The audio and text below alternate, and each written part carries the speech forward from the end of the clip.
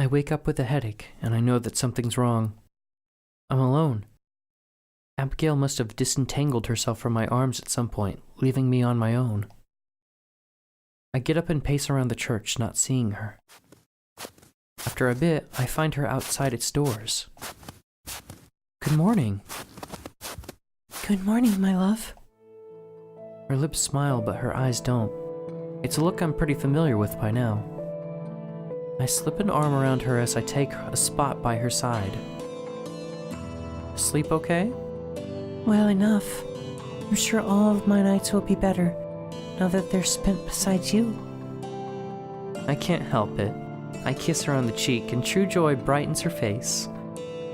How about you? Pretty good. I woke up with a bad feeling, though. A bad feeling? About what? I'm not sure. My head kind of hurts, so maybe that's it? Actually, now that I think about it, this is the first actual pain I've felt since turning. It's not the worst headache I've had. Not by far. But it's enough to be annoying. It feels the same as being dehydrated or having a slight cold. Aw, poor dear. She stands on her tiptoes to kiss my forehead. I felt the same, actually. I had hoped that stepping outside might help, but it seems not. She rubs her temples, and I notice just how ragged her eyes look. How long have you been out here? A while. Perhaps an hour or so. I was afraid I'd wake you. Nah, I slept right through. It's not just a coincidence that we both feel sick, is it? Abigail purses her lips. Her brief silence is enough confirmation. No, I doubt it is. It must be something to do with the forest. The trees before us sway in the breeze. To me, they look the same as ever. No traces of lingering sickness or pain. You felt bad the other day, too, when we first met the fairies. Was it the same thing then? Most likely, change is in the air. Something's happening, and it isn't good. I think of the fairies, fleeing from unseen terror. Is it Evelyn? I half expect her to shake her head. I want her to say no, but she nods. I think so. I don't know what she's done or why, but this can't all be coincidence. I nod, my thoughts turning to Tara and Morgan. I wish they would just get out of here. Leave me to my fate and escape. Let Evelyn do whatever it is she's doing while they're across the ocean, safe. I know that won't happen, though. Tara's not the type to back down from a fight. Except this time, I know she's hugely outmatched, even with Morgan's help. What about the forest spirit? You said it's a guardian of the woods, right? Why doesn't it stop her? I'm sure it's doing what it can, but it's just as intimately connected to the forest as the fairies are. Far more than you or I. So as the forest itself weakens, so does it. Worry creases her brow. Is there any way we can help? Not that I know of. I can tell she's not really happy with that answer. Maybe we can think of something together. There has to be something we can do. Yes, perhaps. She looks up at me adoringly. I feel like I can accomplish anything with you by my side. Her loving words are nearly enough to counteract the worry that I feel. We've already beaten death. There's no way Evelyn can stop us. At least, not a second time. First, we just have to figure out how. Abigail slips her hand into mine where it fits comfortably. Perhaps you'll make an optimist out of me yet, Madison. Shall we go for a walk? Absolutely. I'm glad that our changing relationship hasn't changed our routine. The walks around the forest keep me grounded. They're enjoyable, but also a solemn reminder of how trapped we are. My dream of finding a way out hasn't disappeared or diminished at all. It's just evolved to include Abigail too. There's no way I'm leaving these woods without her. We chat idly as we stroll, enjoying the newfound comfort and intimacy that comes from being lovers, rather than just friends. The pain in my head is still there, and I'm sure Abigail still suffers from hers as well. But it's easy enough to ignore, in lieu of the pleasure that simply being together brings. We've reached the edge of the fairy clearing, where we always seem to end up. Abigail is glued to my side. I wouldn't have it any other way. We're probably a little bit early to meet Alma, although they sometimes come by at this time. This grove is one of the easier places for the animals to come drink during winter, so it attracts all kinds of wildlife. Yeah, I've noticed all kinds of tracks in the snow leading around here. She nods, pleased. But then we enter the grove itself, and my blood runs cold. Just ahead, lying prone on the frozen ground, is a fawn that I know is Alma. It's clearly dying, if not already dead. With a shriek, Abigail drops my hand. No! I can feel her anguish cut through me like a knife, visceral and burning. Dashing over, hands outstretched, she falls to her knees and presses a tender hand against its snout. A small motion confirms that it's alive, if just barely. It leans into her, either in fear or in rejection, eyes wild. No, no. What's happening to you? I move closer as well, though not so close as to crowd them, and what I witness makes my stomach churn. Gaping wounds perforate the poor thing's body, staining the ground red with blood. They look like knife wounds or bite marks, but there's no visible damage or puncture. It's more like its body simply opened up. Abigail flails her hands, clearly wanting to help, but afraid to touch it and cause more pain. She turns to me, teary-eyed. Madison, what do I do? I don't know what to do. I don't even know where to start. I kneel down beside Abigail. The lacerations covering Alma's body are clean and even, but varying in size. Some are minute, so small as to be nearly invisible. The largest is a gash that runs the length of her torso. How does this even happen? Through choking sobs, Abigail manages to answer. Magic. These are not normal injuries. It's the forest. The forest is sicker than I thought. And all of its children are hurting for it too. So we get headaches, while Alma gets this. I shudder. Is it random? Could it have just as easily been one of us lying here, bleeding out? Maybe our ghostliness is more of a blessing than I thought. Though without it, we wouldn't be affected by the forest's illness at all. Leaning over, I gently stroke the deer's head. Its breathing is restless and agonized, but it seems to register my presence. My thumb brushes against a wound that I didn't notice, and I jerk my hand back while Alma groans in pain. I'm sorry. The deer's blood is viscous, unnaturally so, and slick like motor oil. It sticks to my fingers, stretching and webbing. It's neither warm nor cold. It's unnervingly neutral. I try to rub it off in the snow, but my fingers pass through the ice and dirt, of course. My hand trembles with the disgusting feeling that I'll never be clean again. Abigail's still beside herself, wringing her hands impotently. There's nothing either of us can do. Just sit there and wait as Alma passes away in agony. A tremor reverberates through the clearing. The ground shakes. The snow is rattled from the branches. Fairy baubles dance up and down. Abigail and I both face the forest in the direction of the sound, already knowing what's coming. The forest spirit strides into view, as tall as the trees, but no taller. It brushes past trees with no notice of the branches and snow that it disturbs. As it draws into the clearing, it acknowledges us with a level gaze.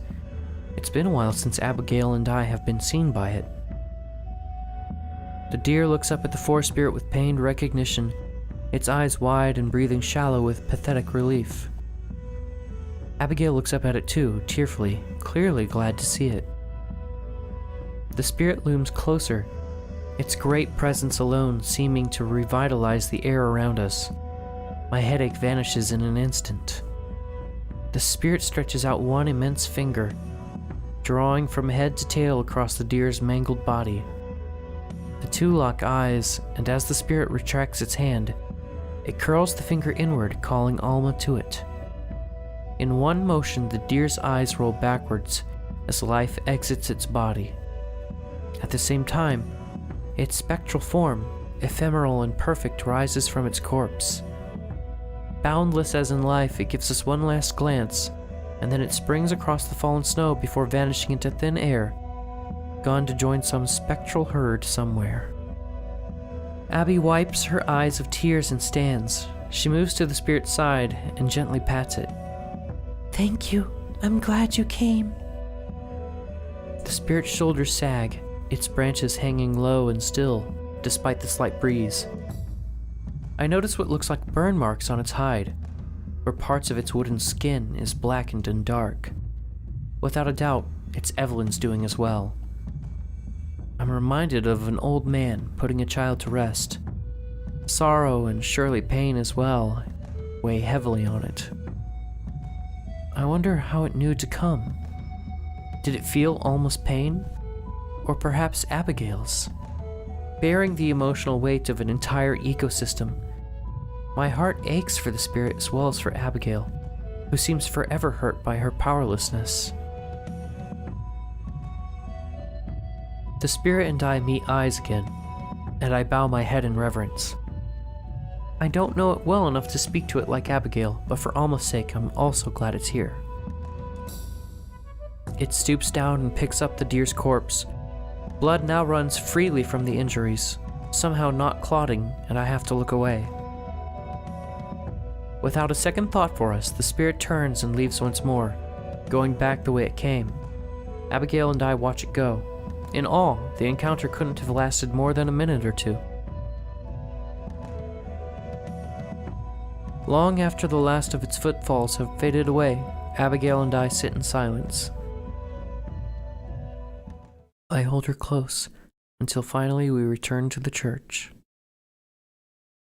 The rest of the day passes quietly, the earlier euphoria of our relationship being overshadowed by fear of the shifting forest.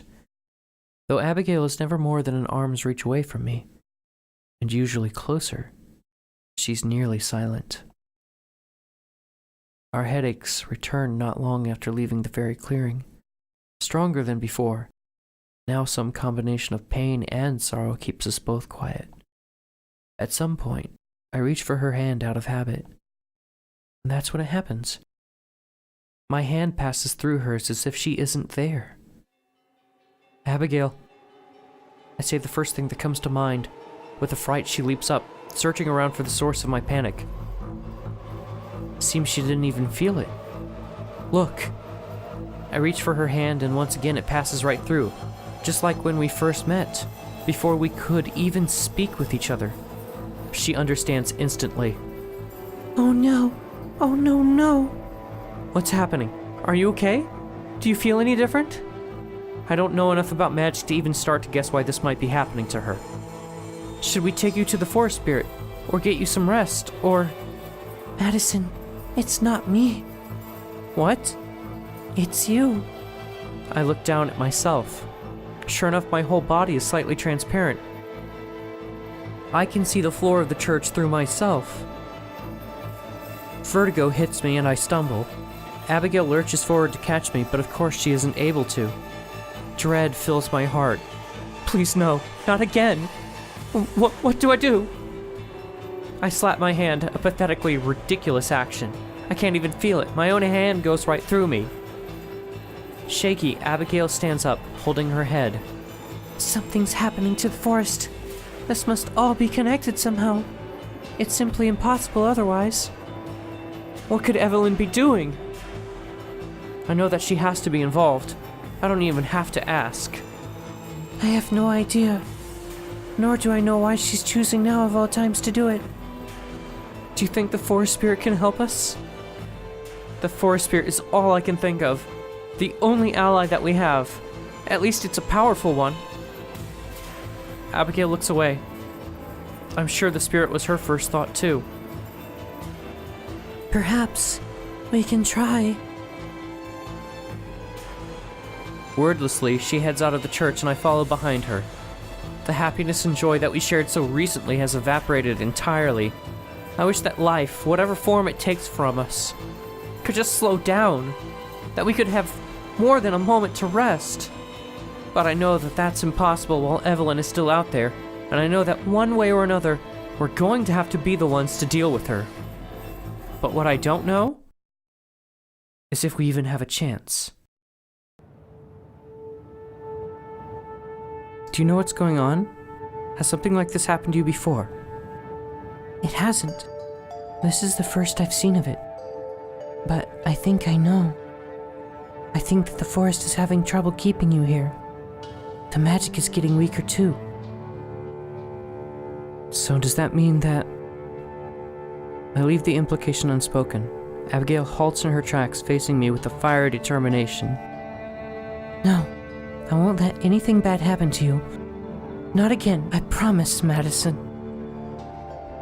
I don't know if she has the power to keep that promise, but I can only hope so. Okay, I trust you. I really do. Believing in Abigail is my only option, but even if it weren't, it's like she said. Together, we can get through anything. I try not to think of what it would mean if I'm wrong. I'm not even totally sure myself. Would I just cease to exist? Go to an afterlife? Something else? None of the options are especially appealing, and I know that dwelling on them will only make me feel worse, so I just focus on the here and now, and on sticking close to Abigail. Even I can tell that she's right when she says the whole forest is affected. Aside from the harsh winds, everything else feels subdued somehow. The trees don't seem to stand as tall, and the leaves and needles look dull, even by wintry standards. What little sunlight there is feels dreary, rather than bright. A light snow falls from the sky, but the heavy clouds overhead promise more, and soon. It occurs to me that we've been walking longer than we normally have to. Instead of changing the forest path to get us there quickly, we're following the regular route through the trees. Hey, why aren't we taking the shortcut through the forest? Is it too sick to let us do that? Wringing her hands, Abigail looks away. It's more than I'm afraid to try. If I push myself too hard, then... She leaves the consequences unspoken. I can imagine what they might be. The same as what's happening to me, or worse. Whatever exactly that is. Yeah, I hadn't thought of that. It's okay. Take as much time as you need. It's been so long since I visited the spirit. Our brief moment in the grove with Alma was the first time in days. I wonder if it's missed me. Of course it has. Who wouldn't? You're far too sweet, Madison. She nuzzles her head against me. The angle is a little awkward since we're still walking, but it's nice. But then she jerks away like she was stung. Oh, you're back. Back? Her hand envelops mine, smooth and soft like always, rather than passing through me. Oh! Just because she can, she leans forward and gives me a quick peck on the lips. I was so worried. Me too. I rub my arms and sides, making sure that I'm all there. Everything seems to be in order. Hopefully it's permanent. Indeed. It's not much farther to the spirit either. We should hurry. Sweat makes her brow glisten a little. She's definitely still feeling strained, even though I can tell she's trying to hide it. Don't push yourself too hard, sweetie. I won't. Still, Despite her words, the longer we walk, the more visible a toll it seems to take on her. Her steps slow down, even though she wanted to hurry, and her breathing sounds labored. Are you sure you're all right? I'm fine. It's just... Rubbing her eyes, she shakes her head. It's the forest again. Not me alone. She voices what I already knew. Something terrible must have happened for it to be this way. Since I'm unable to feel the forest like she can, all I can do is watch and worry. Just now, or at least today. Maybe. Or we may only now be feeling the effects. I'm not sure. I can tell by the frustration in her voice that she's nearly as in the dark about all this as I am. I have to remind myself that what she knows, she only picked up by intuition and years of observation. I'm fortunate to have a guide as knowledgeable as she is about our situation. Even if she doesn't know everything, I know when we're getting close to the grove of ancestral trees, from the change in the air and the way that the trees are larger than before. That profound sense of being watched and of primal energy is still present, but even that feels mellower. Or maybe strained. Through everything, there's also the acrid smell of smoke. Suddenly, Abigail lets out a yelp of horror and dashes forward. Abigail! I follow, right on her heels. Oh no! It doesn't take long to discover what she found. Where once there was a mighty tree, all that remains is a blistered and charred husk, blackened by flames. A painful buzzing penetrates my head, nearly unbearable, and all I can do is watch in horror as a foreign sorrow emanates. Even I can tell that this is the forest crying out. Here at the locus of its pain, even I'm affected. I can't imagine how Abigail must feel.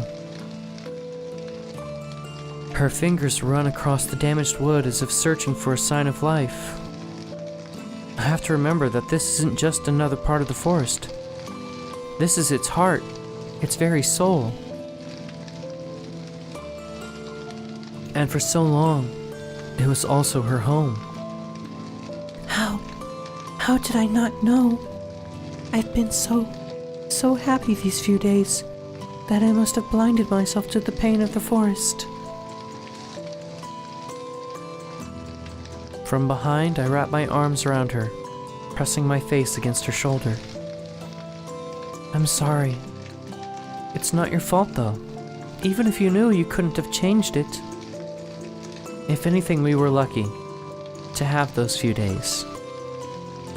She clings to me, pinioning my arm into an even tighter embrace. As I feel her cry against me, my own uselessness feels like more of a curse than death ever was. I wish there was some magic word or spell that I could use to make things better. All I can do is hug her tightly, and warmly, and hope that I'm as much of a reassurance for her as she is for me. Then, without warning, I once again see my arms go transparent, and the feeling of Abigail against me disappears. Although this time it's not as big a shock, it's still a reminder that we don't have long to wait. Abigail notices and steadies herself alone. Let's keep going. The spirit must be around here too. Why doesn't it stop Evelyn? Isn't that its job as guardian? It probably can't. I'm sure it wants to, but it relies on the forest for strength. So if the forest is weak, then it will be too. In fact, that may be Evelyn's intention. The sinking feeling in my stomach intensifies. If she's even stronger than the forest spirit, then what hope do we have? I don't voice that fear, though. I'm sure Abigail's already worried about the same thing. It isn't much longer before we encounter the spirit. At first, we almost miss it. The forest spirit stands idle in a clearing, as if lost in thought. It barely seems to notice us when we approach. A slight tilt of its head is the only acknowledgement we get. It's small, smaller than I've seen it before, It's barely as tall as I am. The lights in its eyes, usually bright and terrifying, have gone dim. It looks more like the wounded deer from the clearing the other day than the being who helped it pass on. Just like the trees it protects, its branches sag and are bare. A few have jagged ends, as if something snapped them off. None of the wildlife that usually accompany it is around. Instead, it seems alone and abandoned. Though it hasn't been long since we saw it last, it looks significantly pained. I wonder if its salvation of Alma was taxing on it. Abigail cries out again, just like when we came across the burned tree. As anguished as she sounded then, this time it's even worse. I hang back as she runs to its side, not wanting to intrude on a private moment. She places a hand on its leg, crooning something that I can't make out. Though the spirit tilts its head a little bit more to face her, the motion is stilted and janky. As exhausted and sick as Abigail seems, the forest spirit seems to have it 10 times worse. It makes a mournful sound, a deep and sonorous hum. It seems to echo and reverberate off the trees around us. Though I can't understand it like Abigail can, the pain and suffering in its tone is obvious. Abigail presses a cheek against it, patting the creature gently, the same way she sometimes comforts me. I look down at myself, shimmery and transparent, and I'm pretty sure we won't be getting any assistance from the spirit. A wave of nausea hits me as I ponder just what it means. I don't have any backup plans. If Abigail does, she doesn't mention them. Is my only choice to stay like this and hope my condition doesn't get any worse? Ever since I came here to the forest, it felt like I hadn't had any control over my own fate, and I can't help but worry that this will be the final nail in the coffin. Perhaps literally. I fidget, adjusting my scarf and hood and glasses countless times. Abigail remains close to the spirit, pacing slow circles around it as she talks to it softly. I wonder what she's saying. Sometimes the spirit will hum, or make a gesture that could be a nod. All the while, I keep my respectful distance. At some point, I realize that it's snowing. I don't know how long it's been going on. As some of the snow settles on the spirit's broad shoulders, it doesn't look festive or pretty. It just looks pitiful. The spirit sags, bearing the weight of the world. I'm not sure how long I wait, but I don't rush Abigail at all. This could be the last opportunity she has to speak with the forest spirit, judging by its condition. I'm sure she's thinking the same thing. I flip between solid and intangible so many times that I stop keeping track. I just watch the two of them. Finally, Abigail pulls herself away from the spirit. She approaches me looking like she wants to say something but doesn't. Her eyes say it all, though. I try to hug her, but she softly shakes her head, and instead escorts me away, back into the woods. Though she never looks back, I do. But just once. The spirit's lonely eyes watch us go.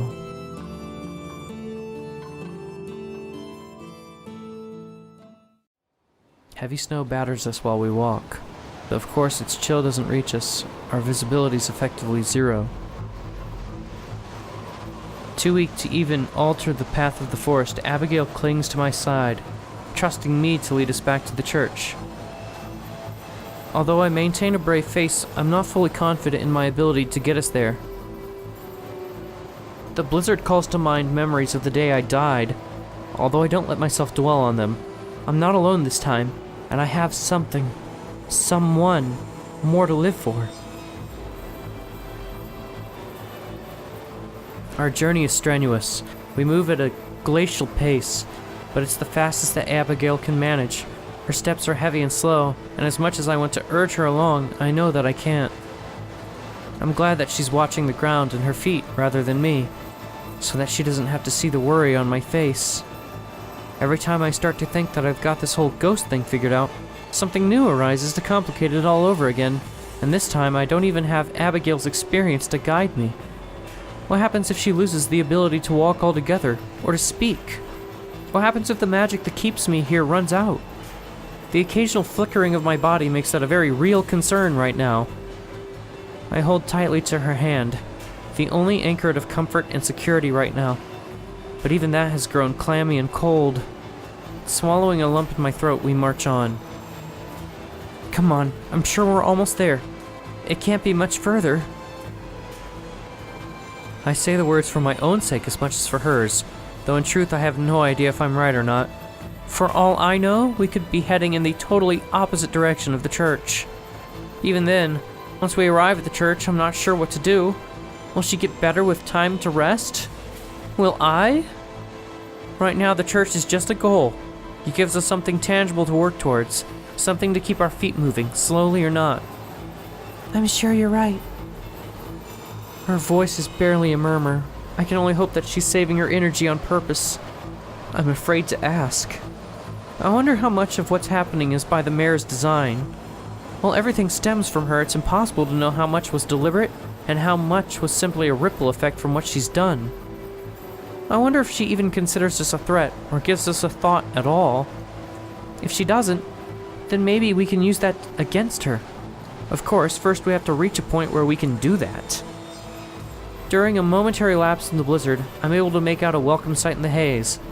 A warped and curled tree that I distinctly remember from an earlier trip. Look, you recognize that tree too, right? I'm pretty sure you were the one who showed it to me the first time. We're almost home. Abigail nods weakly, though she doesn't say anything. I squeeze her hand, trying to impart some strength into her. It kills me to see her like this, and I'd give anything to be able to help her. Almost there.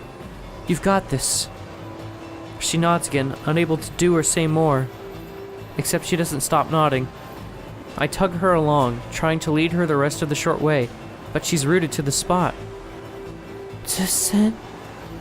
And then she collapses, and the world goes to black.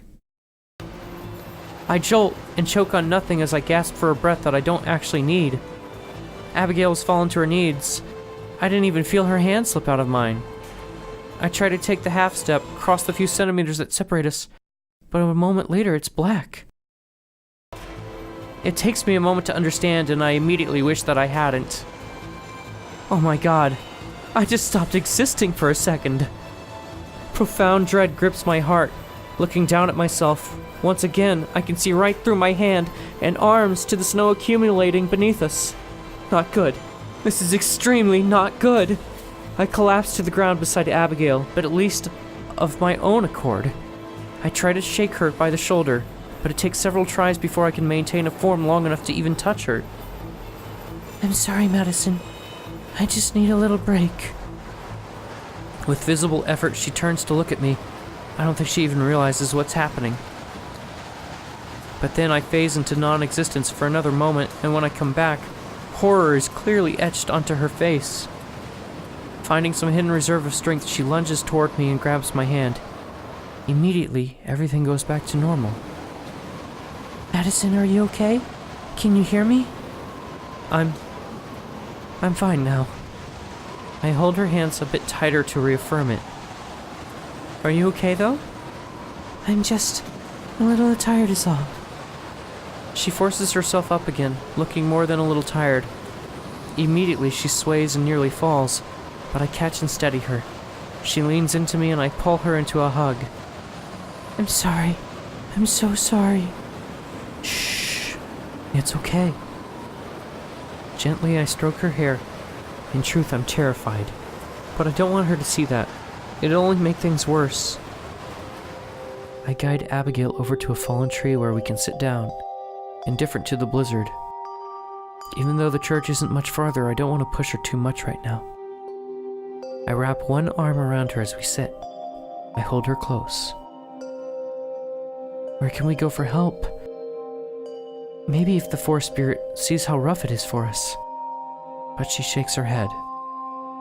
Believe me, it would if it could, but I fear that it's even weaker than I am right now.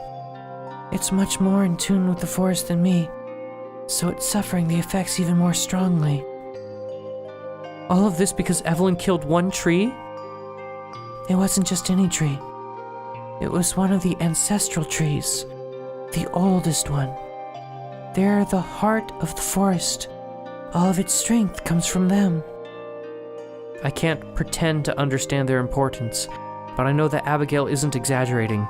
Not at a time like this. So what do we do? There has to be some sort of solution, right?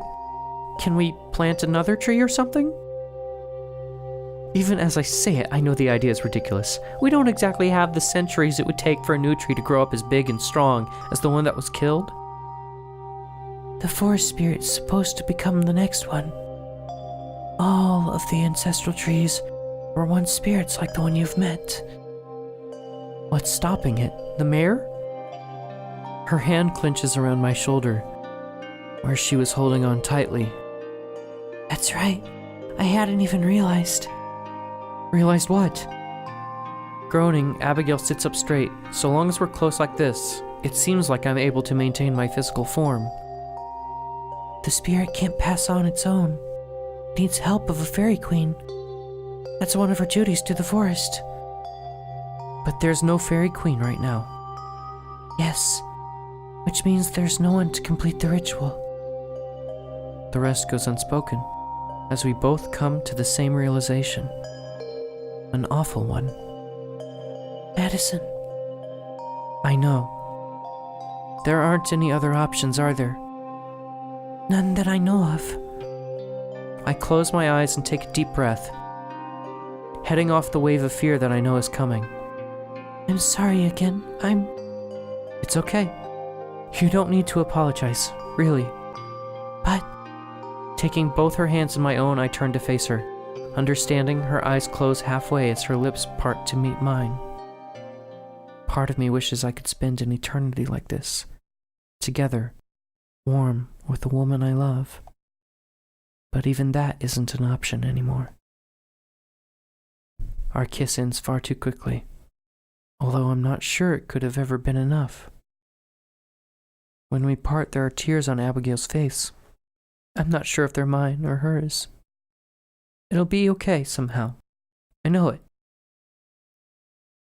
I'll be with you no matter what. I know. Thank you. Seriously. I couldn't do this without you. I love you. I love you too. As one, we turn and face the forest again, putting the church behind us. Resigning myself to what comes next, I point in the direction we need to go. Let's go visit the fairies. I'm sure they're still looking for a new queen.